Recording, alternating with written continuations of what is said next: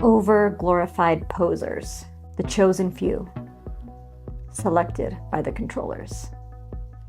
Trained to manipulate the masses, they appear flawless and untouchable on the silver screen. Inception. Someone else's dream we get lost in. I admit to be inspired by someone else's dream. It's still art. But these dreamweavers should not be gods in our eyes. For you and I weave dreams all the same. The only thing different is where we get them. Our dreams aren't spawned from old Babylonian overlords. Our dreams come from within. A poem I wrote last night, inspired by our latest song that we've released, Anti-Idol.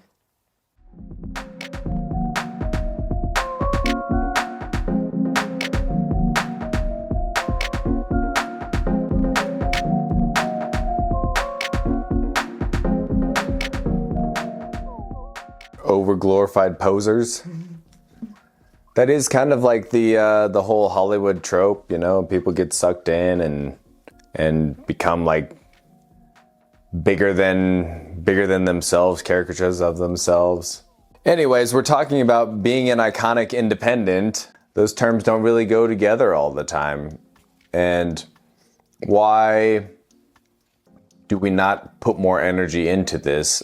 We're not trained to believe that being iconic and independent go hand in hand. And I think that's a paradigm that can be shifted and will be shifted.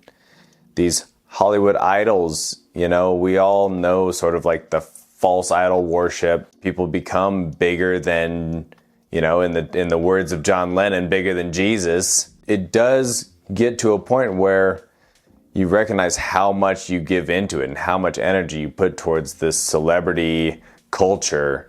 And why? What does it benefit you to do so besides be a part of the trend and jump into the network of tabloid?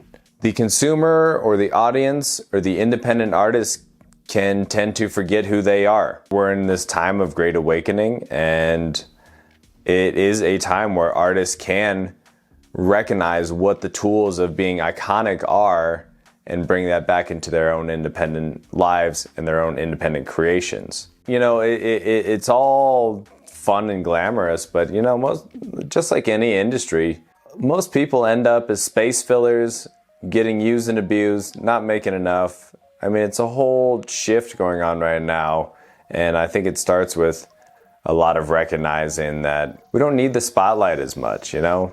There's some things that we can utilize this digital age for and utilize the technology to take some sovereign nature back.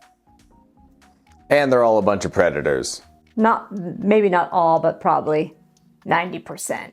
Let me rephrase. It is a predacious industry altogether. By predators, I don't always mean sexual abuse predators, but the predatory nature of the industry, taking from artists, taking of those who do create.